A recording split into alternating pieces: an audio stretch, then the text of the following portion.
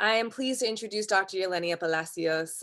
She's a graduate from the Family Medicine Residency Program at Scripps Chula Vista. She received her medical degree from UC Irvine School of Medicine, where she was part of the dual degree program Prime LC. In 2014, she attended UC Hastings in San Francisco, where she received her master's in law with a concentration in health law and policy. On June 2020, she completed a chief year/junior faculty position within her residency. During her residency, she was part of the maternal and child health track, where her focus was in pediatric care and women's health, including obstetrics. She's a native of Los Angeles County and is a child of immigrant parents from Mexico. She's the first of her family to attend a University of California school and be a physician. She is married and is a mother to a 6-year-old. Currently, she's practicing at a federally qualified health center in an underserved area in Orange County, where she is practicing full spectrum care. Dr. Palacios is passionate about diminishing healthcare inequalities and is striving towards a healthcare system for all, which will be the focus of our physician advocacy talk. Welcome, Dr. Palacios. Thank you so much for that wonderful introduction, Kelly. And yes, UC Irvine is my alma mater. Zot, zot. I had to do it, zot, zot, so cool. No, but really, I'm so excited. Thank you, UCI, Dr. Billamek, and everyone who allowed me to be part of this wonderful series. So I'll go ahead and share my screen. Let me see. Give me 1 second.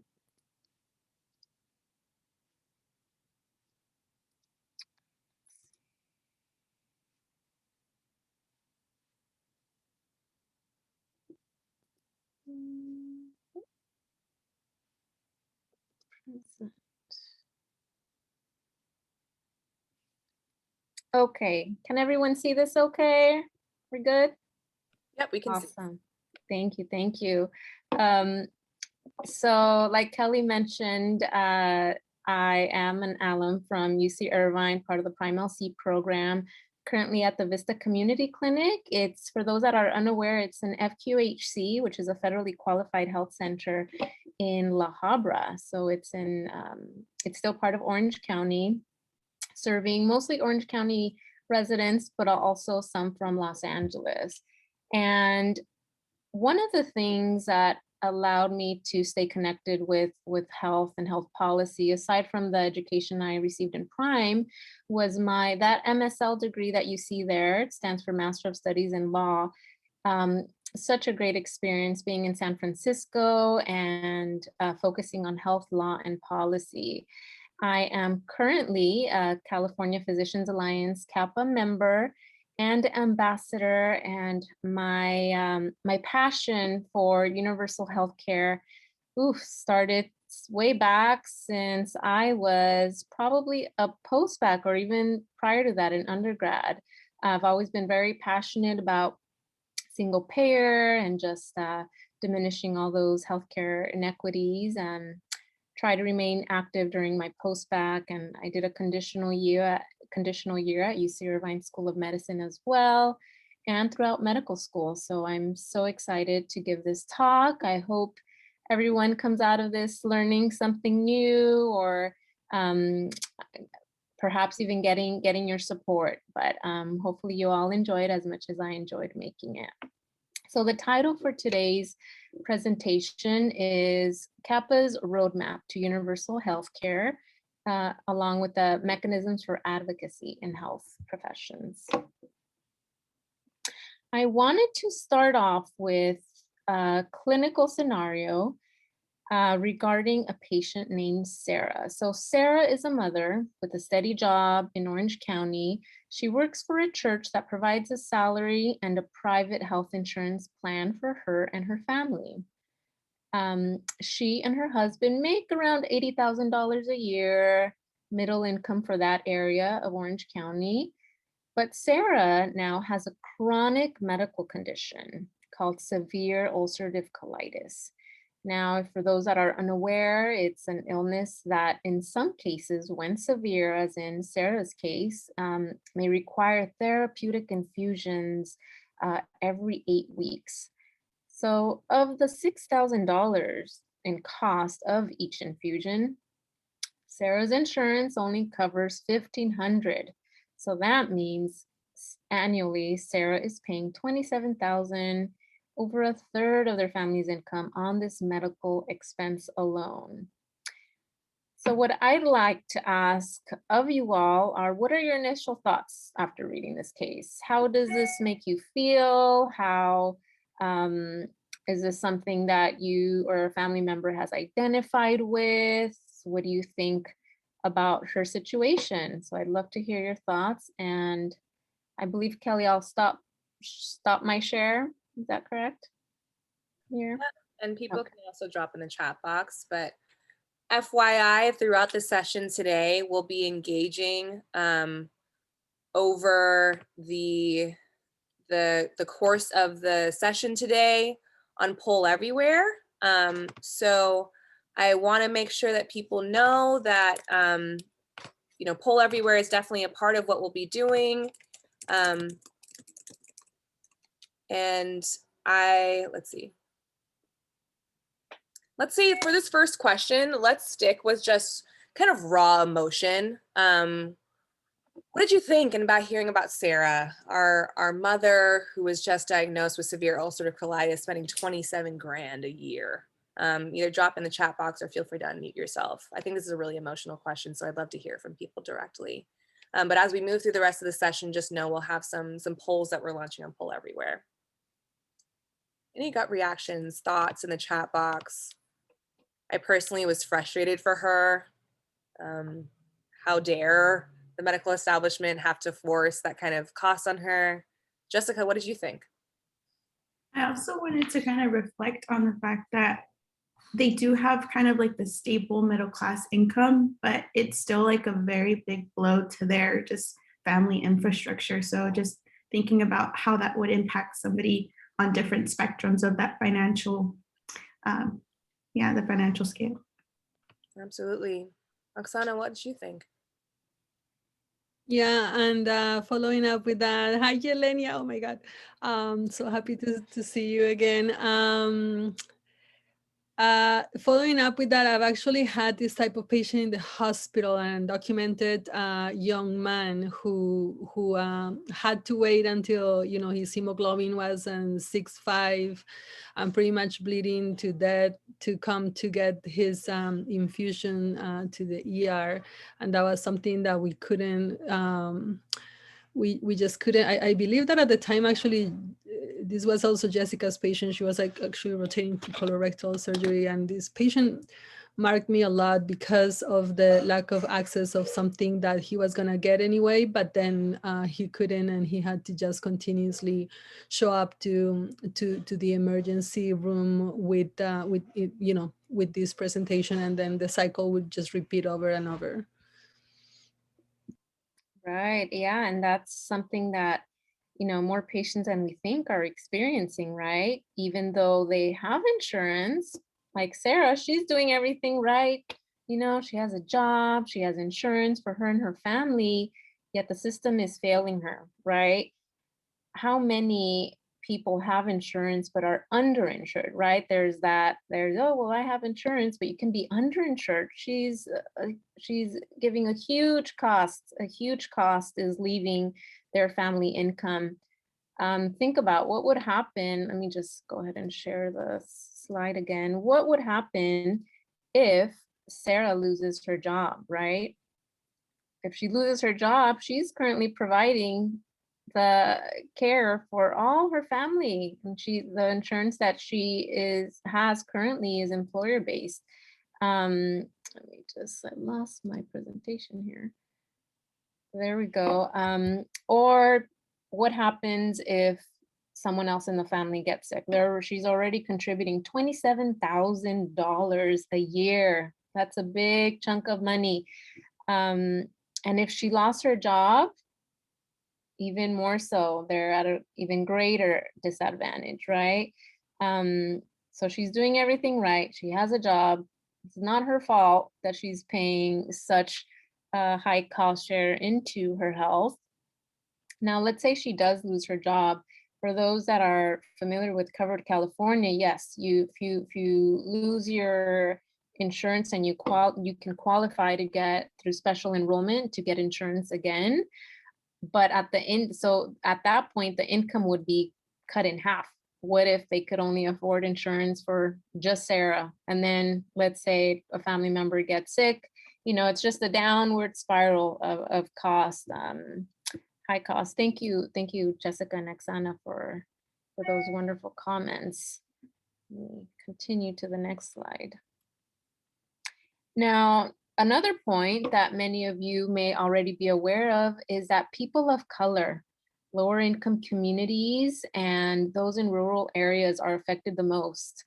Now, think about how COVID has affected our communities, right? These are the same communities that are impacted the greatest by this broken system that we have. They share common social and economic factors. And like in Sarah's case, or others that are underinsured or uninsured, I mean, tragic cases. Despite the cost that we're putting into our system, what do we have here, right? We have high infant mortality rates compared to those of other countries. We have low life expectancies for far too many people, way too much. We have a national opioid epidemic. And to touch on that, from May 2019 to May 2020, there were about 7,000 deaths in California due to opioid overdose. So that's about 1 death per hour. And we have unacceptably difficult access to prevention and treatment services, which is why in these slides I titled it The Broken System. Something needs to change. Let's discuss cost. Let's talk about cost. As you can see in this figure, the US is at the outer right and a couple of other countries are lined up right next to it. The area, the portion in blue is public spending, green is the private spending, and the orange peach color is out-of-pocket spending. So just at looking at the blue bars alone, you can see, well, our public spending isn't too different from other countries. The private spending in green is extraordinarily high compared to those of other countries. And the out-of-pocket spending, more or less around the same as other areas too. So we are putting a lot of money into this healthcare system that is not working. There's something wrong with this dollar bill here. I don't know if you notice it, but it's not complete. Actually, a third of it is missing, and I will tell you why. About 30 cents of every dollar is wasted. Can I get a show of hands if you've heard of this statistic before? Maybe a few of you. And so in 2009, the Institute of, the Institute of Medicine conducted a report. Its research was led by 18 best of class clinicians, policy experts, and business leaders. And it went on to details of how the American medical system wastes an estimated 750 billion, that's right, you heard that right, 750 billion a year while failing to deliver reliable, top-notch care. So that amount of money is roughly equivalent to the annual cost of health coverage for about 150 million workers, or the budget of the Defense Department, or even to cover the 2008 bank bailout. Now, in this analysis from the Institute of Medicine, it also showed that about $210 billion were spent on unnecessary services, sometimes just repeating tests that were necessary. 130 billion from that was spent on inefficiently delivered services, like a scan that was performed in the hospital rather than an outpatient center. So, you know, we're talking cost doesn't always equal higher quality, as seen here. Higher cost does not equal higher quality. So on to another poll question. Question being, do you think costs increased or decreased with the implementation of the ACA? Would love to hear their thoughts. Maybe if the poll isn't ready, we can have people comment on Zoom. Oh, So it is? here we go. Head over to Poll Everywhere, the same Poll Everywhere link that you use for everything. It's just pollev.com/AHPE 2021. Reese will share his screen just to kind of reiterate some of the results we're getting, but head over to that poll. Do you think costs increase or decrease with the implementation of the ACA? Increased or decreased? Hey, Kelly, the answers are yes and no for this question, but I think they should be increased or decreased. Sure. So think about increasing as a yes, increase in costs, a no as a decrease, no increase in costs, or decrease rather.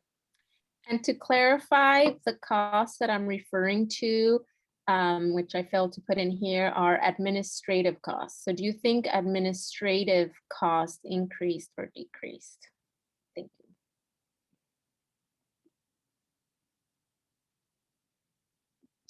Have you spend a few seconds on that?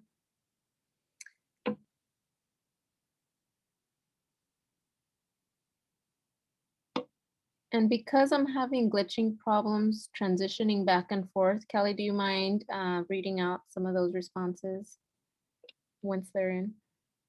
Yeah. Reese?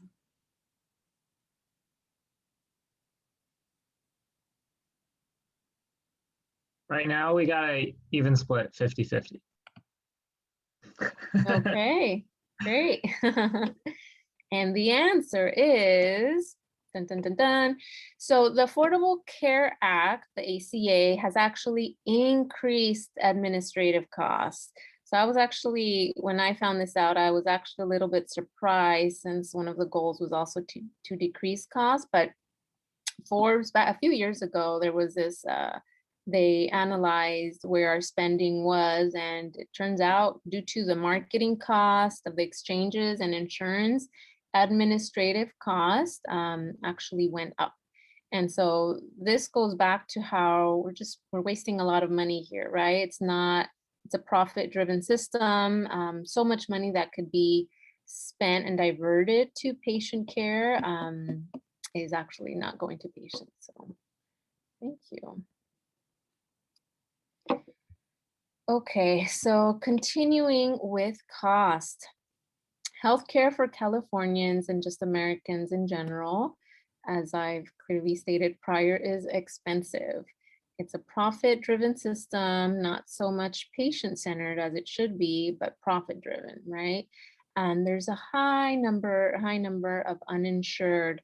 And these numbers that you see here, no, this doesn't account for those that are underinsured, right? Like in our clinical case, Sarah, who has insurance, yet had a high cost of out-of-pocket expenses despite having insurance.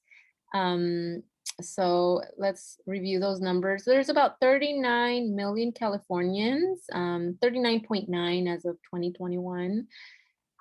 3 million, which is 7.5% of California's population, is uninsured.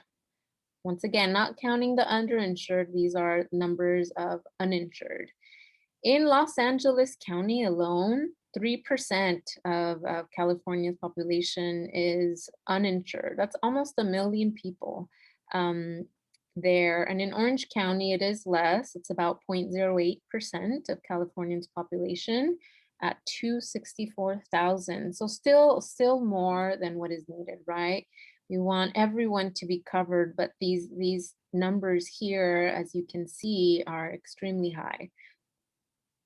And unfortunately, the unfortunate part of all this is that it all ends up in our patients really suffer from this. So the high cost of medical bills, many people end up in bankruptcies. Now, let's talk about some good news, right? So access. So the Affordable Care Act of 2010 has actually improved access, including expanding Medi-Cal. In 2016, the uninsured rate cut by half providing coverage to 20 to 24 million people. That's huge. Millions of people more that obtained health coverage. That is amazing. Now, purchase can be obtained for those that are aware of the Covered California website on the marketplace. So that's how you can get insurance. Now, the unfortunate part of all this is that for 3 straight years after it was implemented, the uninsured rate increased. So despite at the beginning, having such a huge number, the rate of uninsured increased from 10 in 2016 to 10.9 in 2019. Our system in a nutshell. So how are we doing? It's complicated. That's one. Inefficient. Think about all the administrative costs. And in some cases, ineffective. It can do a lot of damage more than good. And even with the ACA implemented, it's still complicated. Let's talk about an issue that is extremely vital to the health of our communities, and that's systemic racism and health. People of color now are more likely to be uninsured or underinsured. And as we read through these statements, I want you to kind of think as why is this happening? Blacks are almost half as likely to have quality insurance as whites. Our healthcare struggles with the same issues we see in education, employment, and policing. We've seen so many problems with police brutality currently, and in our communities, promises for change to happen, change isn't happening. There's a lack of meaningful change. And the fourth point here is that African Americans suffer high rate of infant mortality, maternal mortality, and have an overall shorter life expectancy, which we kind of alluded to earlier. And there's this thing of implicit bias, right? So much research and analysis has been done on this, and actually most healthcare providers appear to have implicit bias in terms of positive attitudes towards whites and negative attitudes towards people of color. Assumptions being people with lighter skin are nicer and blacks can endure more pain or have thicker skin. So I want to give you all another minute or so to answer just why. Why is this happening? Why are these our statistics? I'd love to hear your thoughts and opinions on this issue of systemic racism, and just in general, why are communities at a disadvantage? Again, it's the same poll everywhere. Link for folks, pollev.com/AHPE 2021. We want to hear what your thoughts. How or why does racism affect these outcomes? Why do we see some of these poor outcomes? The poll is live. And if you're unable to access the poll, feel free to drop any thoughts around this in the chat box.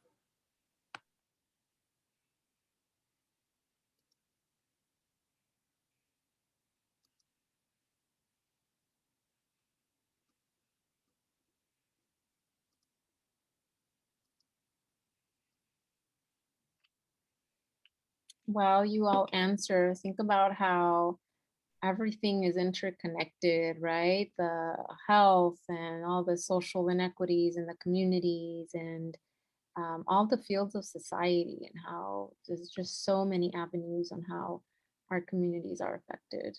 So there's a really wonderful cluster of words that's being developed here, Yelennia. Let's see. So I'm hoping that people can see my screen. If not, you might be seeing Dr. Palacios' slides. But I'm seeing disadvantage, I'm seeing distrust, I'm seeing harmful institutions, trauma.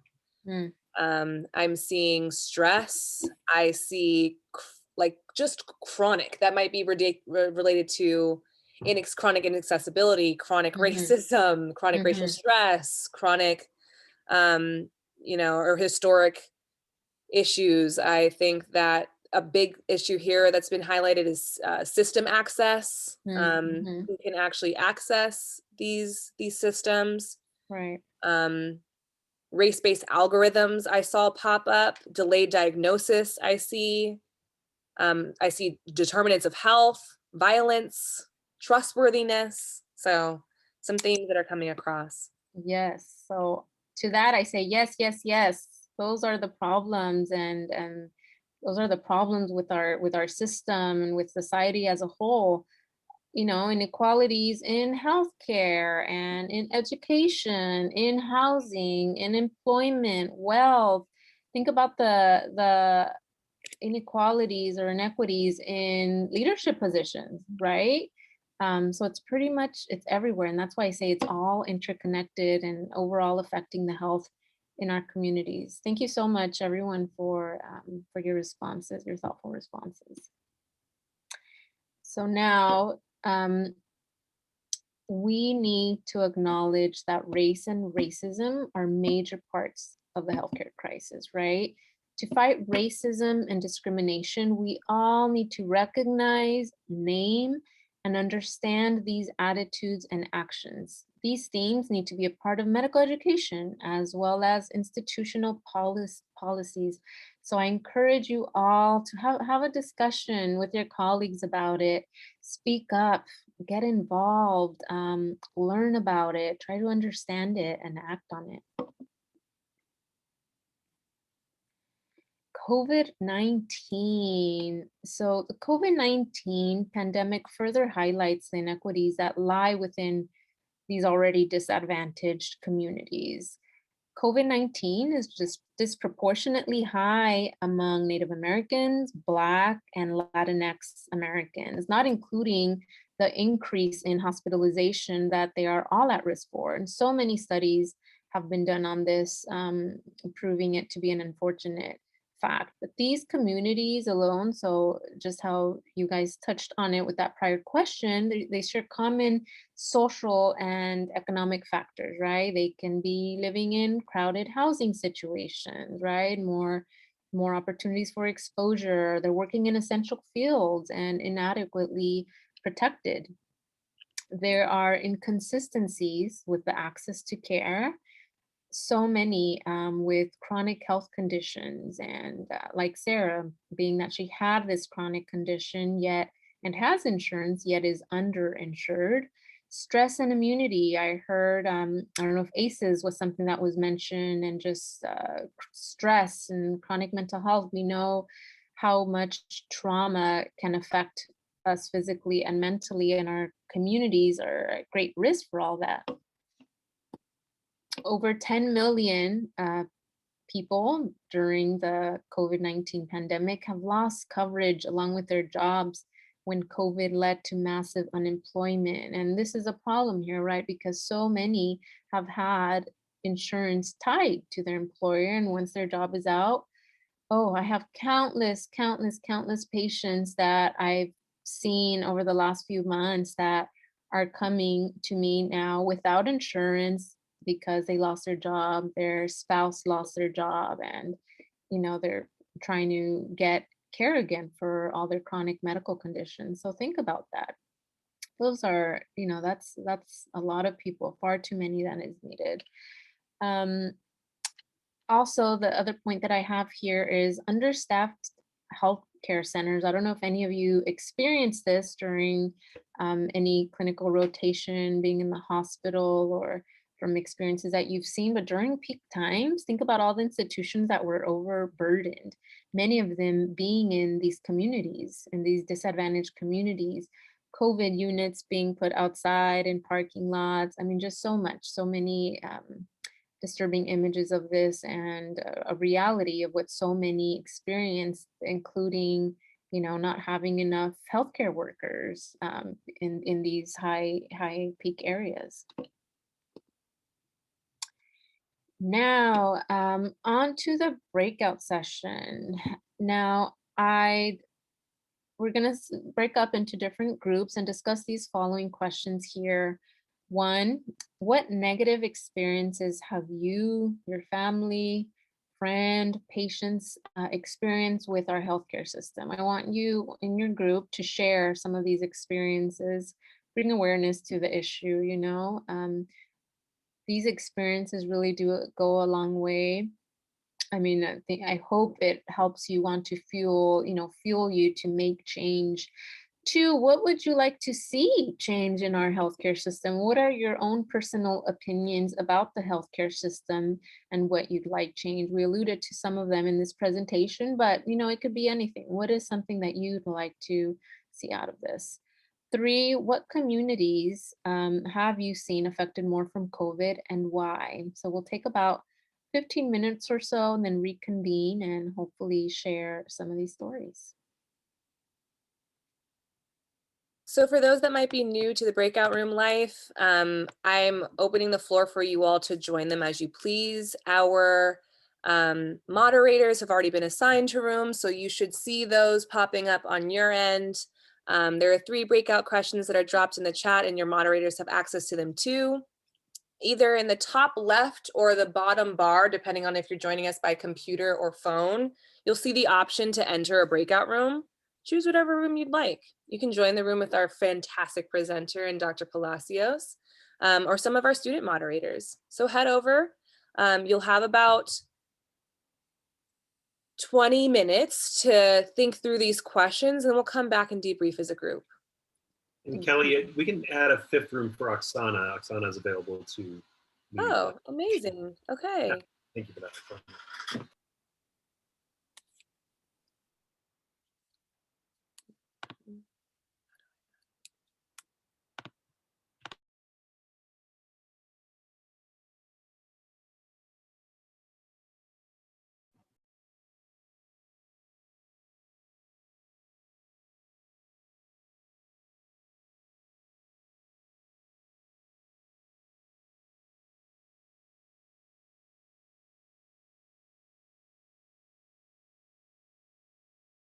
I messed up there.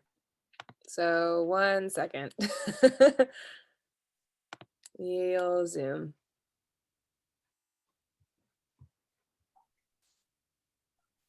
And then we'll open the rooms back up. Sorry, team.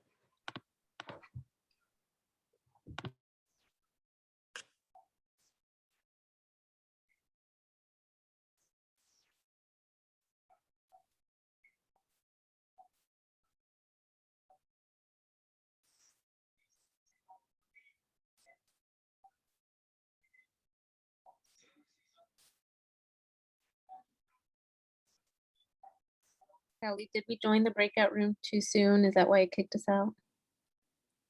That was totally my bad, honestly. Oh. Rooms are open. Everyone Okay. should be able to enter run. I just Awesome. closed them on accident and hit you with the 30-second warning with no warning. So by all means, go back into your rooms. It happens. Awesome. Thank you so much. But everyone should have a space. Try to join a room, maybe with people that you don't know, or with someone that you do know, whatever. We have some fantastic moderators, so hop into the room of your choosing. Again, depending on whether or not you're joining us from a computer or a phone, you should have an access in your top left or in your bottom taskbar that says join a breakout room. Join whatever space is calling your energy today. That's where you should head. And if you're having issues, just message me in the chat and I'll make sure to assign you into a room, no problem.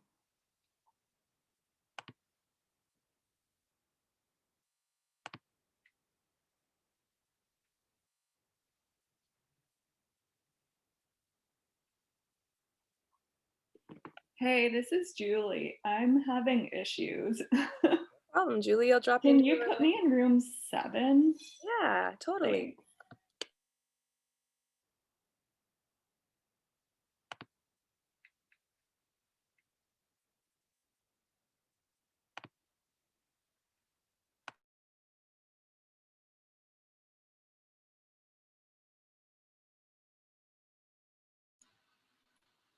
Kelly, thank you. I kind of started setting up the rooms on my end too, so I also might have messed you up. But one way or the other, everyone's in their rooms. So that's good. So thank you for doing that. Whatever, it worked out. So, whatever. So is that Madden over your shoulder?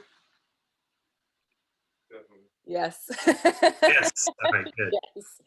My partner's being real broy right now. He's like working out and playing Madden in the background. That's So perfect. That's yeah, perfect. it's pretty fun. That has been good for you. Are you a video game guy, Belimac? Let me find out. Listen, Madden is eternal, you know. So yeah, I don't have a console now because I think if I had one during the pandemic, that would have been it for my career. Yeah. Even I picked up video games. I picked up Assassin's Creed during the pandemic. Yeah. I'm a That's big fan of like, what's it called? First person games? First player games? Role player games? Yeah, where you can like be a person and follow a storyline. I like those. Those are fun. Yeah, that's good. Like Yeah, sports games, I like can't get into. So he's tried to get me to play NBA 2K and Madden, and I just like can't. I can't get into it. yeah. Yeah. So But you can, yeah, but you can create an athlete that you follow through their career yeah, or a franchise. So I mean, there's a role playing aspect if you're in that's it. true. That's true. And hearing all his deliberations about like where to send different players and like negotiating contracts and stuff, I'm like, Like my roommate from like 2003 and I still talk about imaginary players that were on our imaginary Dallas Cowboys franchise.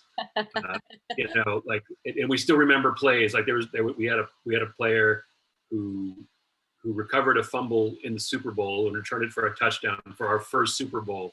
And so we like enshrined this guy in the Hall of Fame. But he had a name that was kind of had a profanity in it, so I'm not going to tell you what his name was. But we still talk about this guy. Like, and if there's like a real player, we're like, oh, that's that guy, you know, and then we'll say that. That's hilarious. Yeah. Are you gonna have any equivalent of that? Oh yeah. Yeah. I already have. Yeah. That. You do? Iman has this player in 2K who's the best player I've ever seen. Okay. That's so funny. Yeah. It's really a whole world. I tried to get into the fantasy world. Oh my gosh, I just realized this is part of the. How did it go? How was our discussion? Maybe we can start in room 1. I believe, let's see. That was me. That was Reese. Okay, Reese. Yeah. Yeah, we had some pretty interesting comments brought up. I know that a lot of our frustrations that we've personally had with our healthcare system stems a lot from just hidden costs.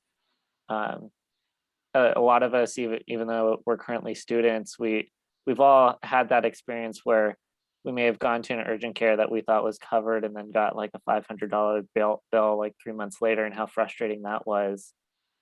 And we also kind of talked about how frustrating it is to see people who, you know, that's in the forefront of their mind when they come into clinic because they may not have insurance, and then that causes them to delay getting care, and the outcomes are just so much worse when things like that happen. And we also had a pretty in-depth talk when it came to kind of, yeah, like everything that we'd like to see change within our healthcare system, but that kind of segued to with like who COVID really impacted. And to us, it was just kind of like all the problems within our society were here prior to COVID, and then COVID just hit everything hard. Yeah, absolutely. In room 2, I believe it was Dr. Palacios leading this room. How did the discussion go? Yeah, very insightful comments and stories, and so many things that so many of us have all experienced, right? So we touched on the undocumented and how, you know, chronic conditions build up. There's fear of going to the doctor. In addition, even when you're insured and a student, you know, not getting adequate services covered, whether it be mental health, and how it's difficult even for us sometimes to navigate the healthcare system and get insurance in some cases, and how many of us would like to see a nice merge of where we can access patient records, right? Imagine a world where You can see where a patient was previously, what hospital, what labs they've had, what chronic conditions. I mean, that answers number 2 of something that we'd like to see changed, right? That would be amazing. And we also talked about the communication barriers that many patients face and cultural barriers to having translation services or having family members translate for family members, even young kids or teenagers, and navigating through those uncomfortable situations that are sometimes private to the adults that are being translated for, and how our patients appreciate so much when they can identify with a physician, with a clinician, and when that barrier, language barrier, is eliminated. So many key things there. I think those were the main things that we discussed. Of course, how we'd love to see healthcare for everyone, and how that's something else on the wish list of how on what we wish to see changed. And I think there is actually a really interesting discussion and movement towards open notes these days. So not necessarily a shared EMR as you were outlining, but just making sure that the communication between doctor and patient is open. And people have a little bit more access to what doctors are saying behind their backs, right? Yeah. So I think that's a really interesting just addition to the commentary here. Right. Anyone from the group has additions, I welcome them. It doesn't just have to be the moderator speaking for the group, but kind of de facto. So in room 3, I believe it was Kavya leading the discussion. How'd it go? It was great. We had a really wonderful discussion with Jordan and Arius, very small group of us, but I loved hearing their stories. Jordan shared a story that Dr. Palacios already kind of touched upon, it, undocumented as well as language barrier. But the other thing with this patient was that she previously had healthcare and then moved away. So then as you're moving away to a different system where you had all of your healthcare in one system, you could try to get that system back, but then you're factoring transportation costs. And then you're factoring who's going to be able to get the medications once you switch services, and are you switching insurance when you're moving too? Like, how do you make that seamless? And how does a patient who's not able to speak English able to navigate the system? And who's there to support her? In fact, sometimes when patients don't speak the language, it's actually a deterrent for people to help the patient or the person, the individual, the community. So that's something we discussed. And the other thing that Arius brought up was his personal experiences in the healthcare system where, he's loud and he'll ask questions. And his dad also is working in IR, so he'll ask questions and he'll bring up that he works up at Kaiser, and that's how he's able to push back. But as a Black male, and Arius, if I'm speaking on your behalf, please interrupt me and feel free to share your story. He was saying that like he tends to be labeled as like non-compliant or non-adherent because of that, and that shouldn't be the case. Like, if you're seeing your doctor, you should be able to ask questions. In fact, you should be encouraged and you should be empowered to ask questions. And if you're feeling the other way, then that doesn't work. And so hearing these experiences, both Jordan and Arius mentioned that it would be great to see a physician workforce, healthcare workforce that is representative of the communities that we're serving. So that was the big change that we wanted to see. So how do we create pipeline programs? How do we make that work? Yeah. And this is part of these discussions we're going to be unpacking in the rest of the elective. We're going to have a dedicated session around sociocultural bias, and we'll also have a dedicated session around culturally concordant care and what that means and how that can be delivered, especially in the Altamed system in Southern California. We're pleased to be joined by another Prime alum in Marco Angulo for that talk. So just know that if your conversations felt like they stopped here, they certainly won't through the elective. In room 4, we had Francisco. How did it go? Yeah, it went really, really well.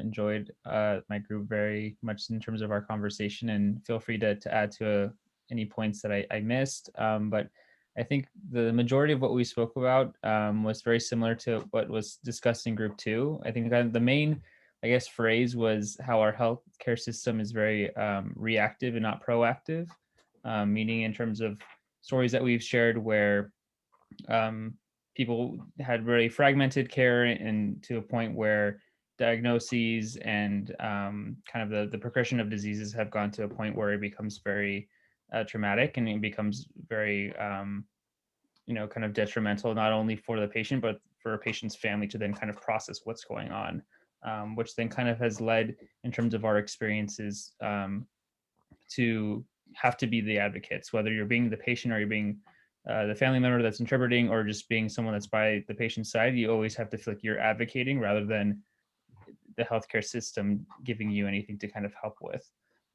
In terms of what we would like to see change, I think we wanted to kind of broaden our perspective in terms of how our healthcare system interacts with other parts of the United States, and kind of looking at different determinants of health, looking at how, if we just think about just what's happening in the clinic and all these systems that are in place there, but we don't take into consideration the systems that are playing of housing, systemic racism, environmental injustices that we see, then we're not getting to the root cause. And so I think we kind of discussed in trying to making sure that when we think about our healthcare system, that we're kind of broadening our perspectives.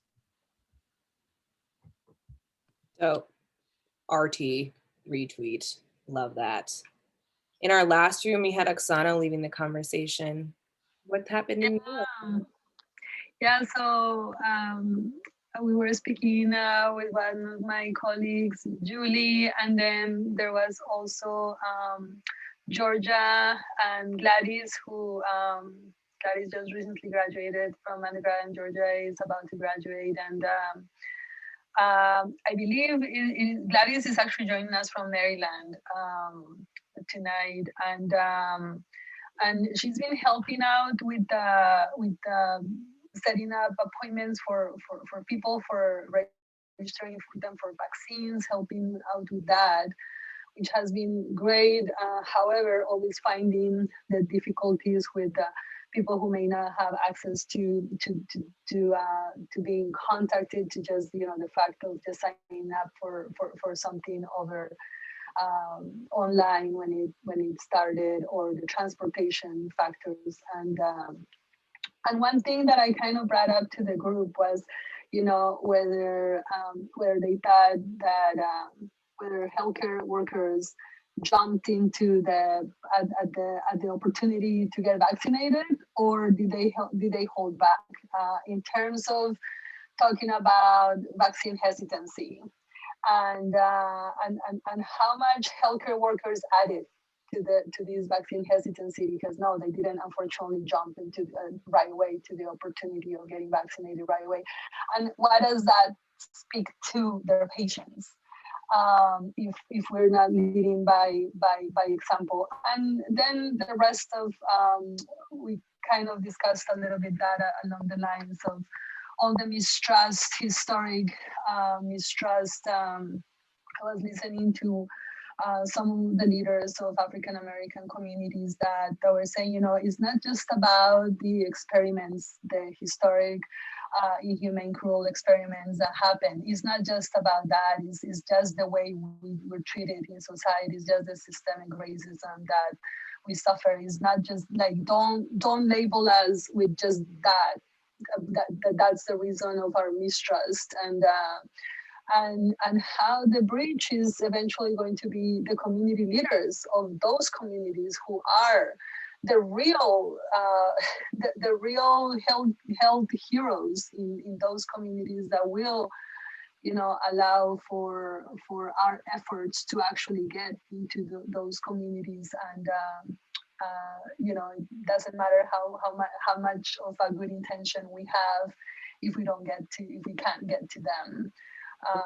So yeah, it was mainly around vaccine hesitancy, and how much that has and how much that will continue to not allow us to get to where we went as fast as we need to. Yeah, I think there are going to be case studies for the next 2 decades about COVID as a perfect example of all of these issues coming together. And I think vaccine hesitancy is a perfect illustration of how a lot of the isms can then play out. Racism, sexism, classism, right, can come and play out in the form of hesitancy or inaccessibility to vaccines. I think that's a really good commentary, Oksana. I want to give the floor back to Dr. Palacios to bring us back, but I think this was a really good commentary. And I want us to be reminded that we come to this space and engage in these discussions for a purpose. Dr. Palacios will outline some of the steps that you can take to act on some of this frustration or question that you've brought to the breakout rooms.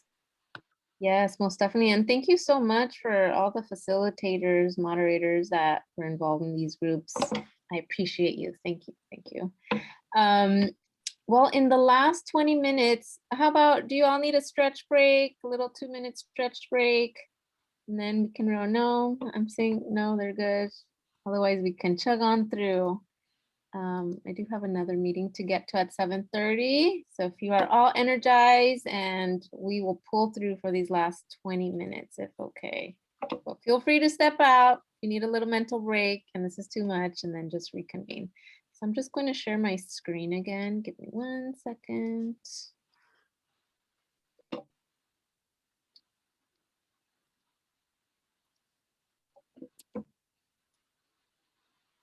Okay, so now that we are back and we've discussed these issues, what can you do now? Get out your phone. This is the time where I permit everyone to use their phone and scan this QR code. And then we're gonna return to this at the end, but in the meantime, feel free to pull it up now. And I just wanna say you are all amazing, because the question here is, what can you do now? Well, you're here, right? You are somewhere in your medical or health professional journey, whether it be in college, medical school, health professional school, residency, or already in a faculty or in your dream career. Kudos to you, because it's not easy. And 2, you're here learning about our healthcare system, and not just that, but looking for solutions. So if you took a peek, this QR code sent you to the CaPA website. And we'll touch base on it in a little bit, CaPA being the California Physicians Alliance website. But in the meantime, let me tell you a little bit about us and who we are. So the California Physicians Alliance is a statewide nonprofit organization composed of health professionals and public health advocates. It was established around 1987. The mission of CaPA is to advocate, educate, and organize physicians to support the creation of universal healthcare system for all Californians, everyone. You might have heard the term single payer, Medicare for all. Essentially, it would be a unified system of public financing. Some of you may have even participated in a lobby days held at the state capitol through CAPSA. Can I get a show of hands for anyone who's been to a lobby day or has heard about the CAPSA lobby day? Okay, so a few hands. Awesome. And let's see here. And the plan for CaPA is for a universal healthcare system. And that's how they generated the CaPA Road Map. And it ensures that all Californians are covered and that there's affordable and high quality healthcare. The CaPA Road Map. So the creation began in 2017 amongst legislators, health policy experts, and scholars, physicians, nurses, community activists, just a group of amazing people. And it includes strategic steps to achieve universal health care, including public financing. Why do we care so much about this, right? Why was the CaPA Roadmap created? Well, we discussed the flaws within our current system, profit-driven, wasted costs, high number of uninsured and underinsured, and all the health inequities within our communities. Even if you dive further back, though, to the United States Constitution, one important role of the government is to promote the general welfare of we the people. So this is a way of promoting that general welfare. Medicine in general is also guided by certain ethical principles, such as a commitment to benefiting the patient, doing no harm, respecting patient autonomy, and striving for justice in healthcare. So it's this last principle that we're addressing here today, the justice in healthcare that is needed. The CaPA roadmap is delineated in 3 phases. Each phase will address and focus on 5 key strategic policy categories, and I'll cover the policy categories on the next slide. And going phase by phase, first phase, it says streamline and improve the existing state infrastructure to expand coverage, improve quality, and save money. So now in this phase, these are changes that can happen now. So it's a streamlined approach, but during this first phase, things are happening now. So what would be happening during that phase would be the establishment of what's called the Golden State Care Trust Fund. Now, this would be the account for all savings that result from legislative and system changes until the third and final phase. Second phase, consolidate some of the infrastructure for greater efficiency and added savings. So, first phase is rolled out, ready for that second phase. So this is where the purpose of this phase is to ensure that everyone remains enrolled or covered by some type of insurance, okay? And then the third phase is implement a unified system of public finances. So it got started in that first phase. Third one is everything's being rolled out. And so in this phase where we're implementing this one single source of medical claim payments to the state, there could potentially be three options. The first and most simplest would be to have this single payer type of system. And any of these options will depend on who's in our legislative, what leaders we have in the community, federal level, state level. But the second option would be to have an added tier of nonprofit insurance companies, or even an alternative would be to have an additional tier where there's a nonprofit and for-profit health insurance. Although I hope it's the first one. And then the timeline of these phases, like I mentioned, really just depends on who's in our leadership, the federal, engagement and public engagement. How engaged is our public to make this change happen? The 5 areas to improve on. So these are 5 key strategic policy categories: universality, reasonable costs and prices, improved workforce support, responsible private health insurance company behavior, and improved efficiency in public systems. So in the 3-phase plan to implement these changes, some things may happen immediately and some things will happen over time. But during each phase, these are the 5 key strategic policy categories that will be worked on. If we were to do an all-at-once approach and not have it phased out, there would likely be more unanticipated problems and a learning curve. But by doing this phase approach and targeting these 5 key policy categories, we can adjust to any unforeseen or unintended negative consequences while limiting major fallout, right? We want something to be sustainable. For those, just in case it wasn't received during the pre-session materials, if you do want to access the full document on the CaPA Road Map, feel free to visit this website or just go to the CaPA website and you can find it from there as well. Going through each policy category one by one, the first being universal coverage. So options would include public option, expanding Medi-Cal, could be government finance, there could be a unified system of public financing, and leveraging private health insurance and modeling things like Kaiser and Sutter. So building on what the current effective healthcare systems like those. Coverage for all. So this is like my favorite point of this presentation. Everyone would be covered, right? Regardless of employment, regardless of race, gender, location, what your zip code is, regardless of immigration status, everyone will be covered. And it would also, and something that's a flaw in our current system, but would be improved here, is that they would address issues of inequities within our current system to improve access to care. So the goal is, aside from, being inclusive and including everyone for this coverage, it's also, well, what type of coverage, right? The goal is to have a full 100% coverage, including medical, dental, vision, mental health, substance use disorder services, and for it to be really comprehensive. And hopefully by phase 2, that would all be in place. Improved efficiency in public systems is the second area. So just focusing on those public systems like Medi-Cal, it would focus on expanding access, improving enrollment, improving billing and reimbursements, and not forcing to join, but rather have it as an option. And in addition, having a statewide interoperable IT system where healthcare providers can share information.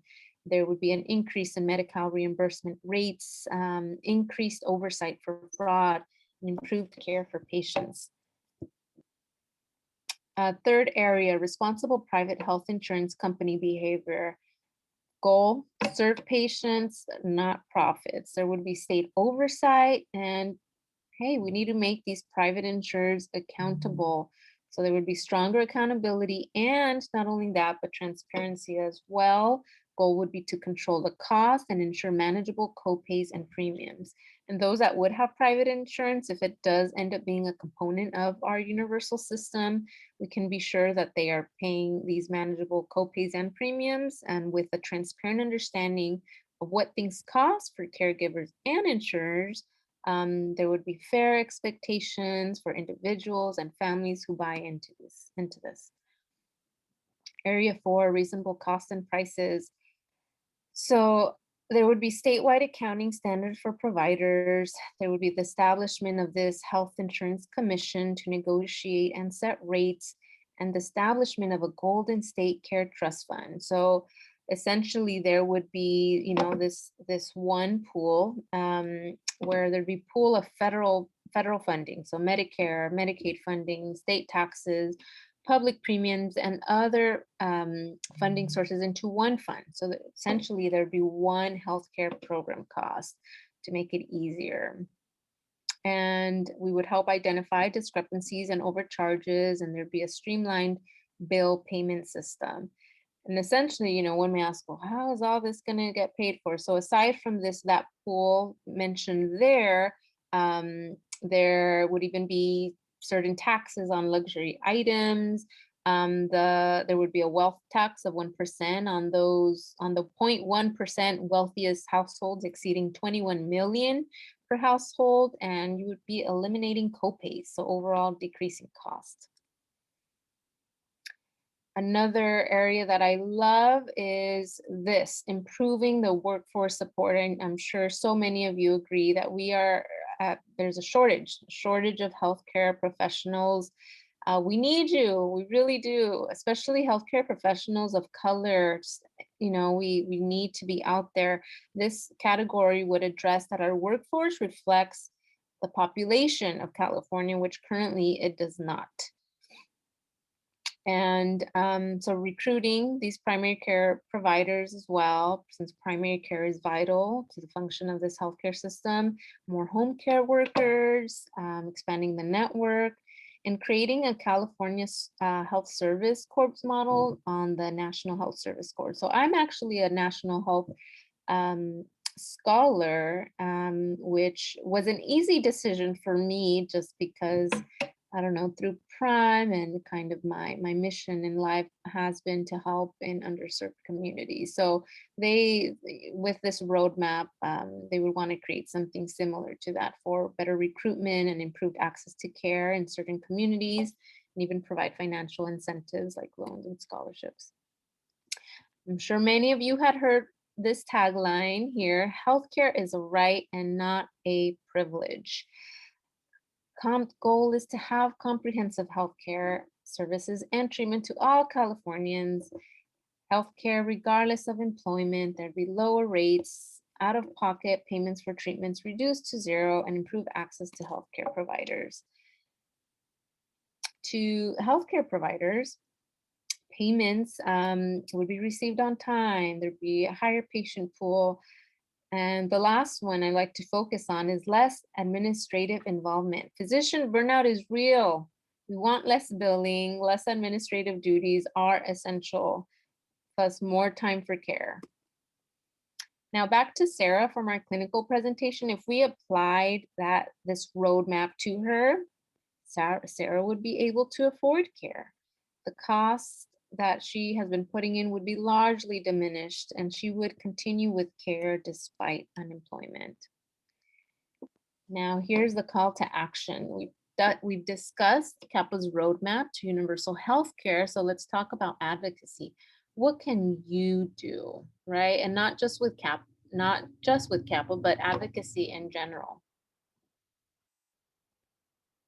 And so this is the QR code that took you to the CaPa website. There you can learn about donating, learn about who we are, read more about the roadmap that we just discussed, and access to universal healthcare.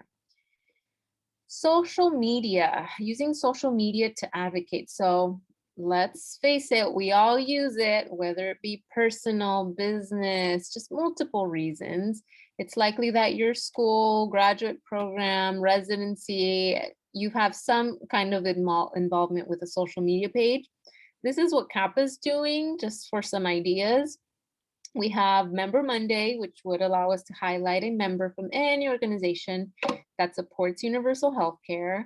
Second, we have What Can You Do Wednesday, where it could highlight a member from any. It would have students create an action plan that is easy to follow and move the viewers to take action. And in addition, we have Fire Friday, which would create a space to share our coalition partners and links to informative material that is easy to read and understand for the general public. This could be a way for students to start up a website for their chapter or add to a current website and have members research and write informative material. How can you get involved? One, become a CaPa member. Of course, I put that here on the slide. There's the website. It's $20 for students, medical residents, $60 for non-physicians, health advocates. This would help support the cause. You can join a local chapter. There's a local chapter on the undergrad campus, and I heard there's one on the School of Medicine campus as well. And get loud on social media, share CaPa posts. They're on Twitter, Instagram, Facebook, LinkedIn, and just in general, share posts that matter to you. Bring awareness to issues that matter to you.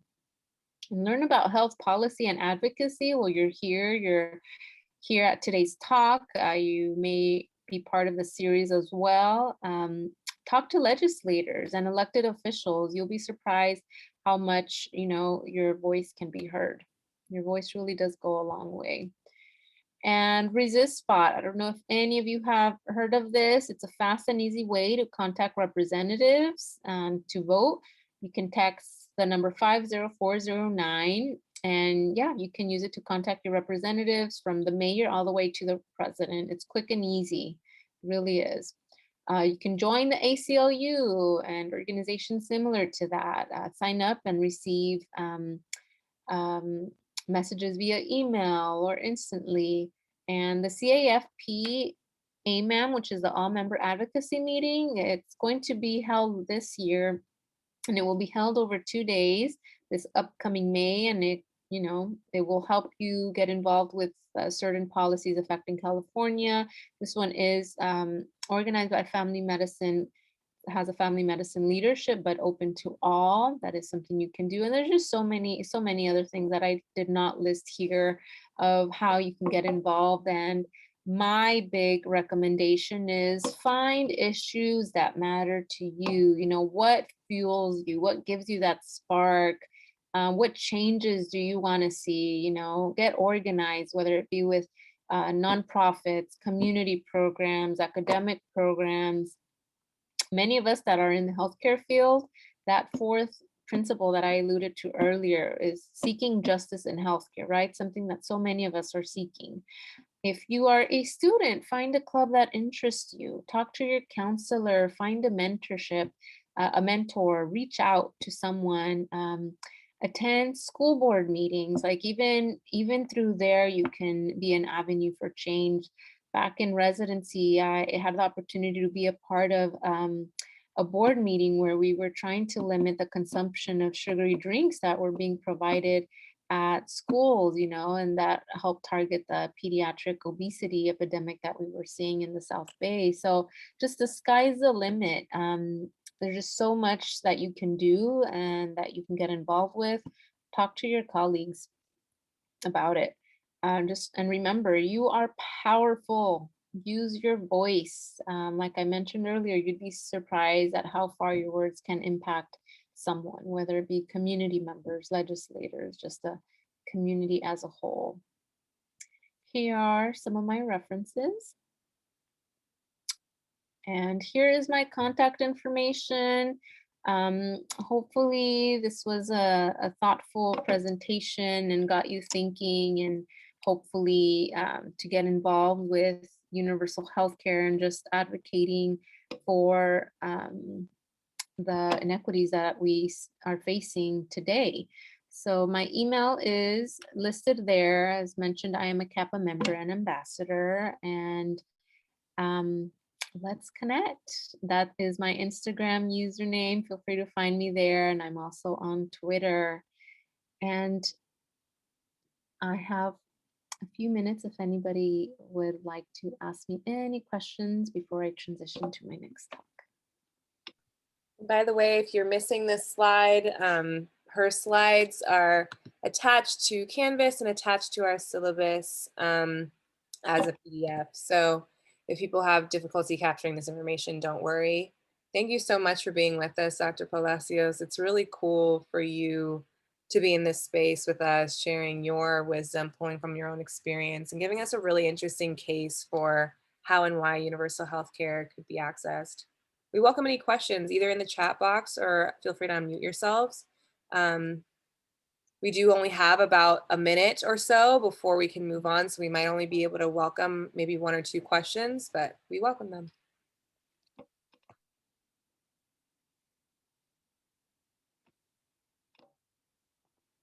And as always, please do fill out our post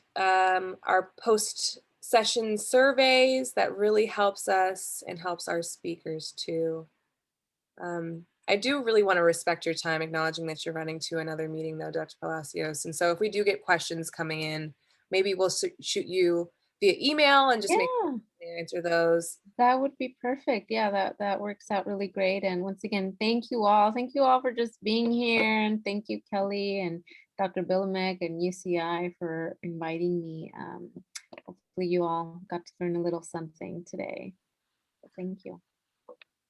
Absolutely. Thanks so much, Dr. Palacios. And to all the attendees, thank you for being here. Yeah, please complete the survey, and we hope to see you tomorrow for our next set of talks. So thanks for your engagement today.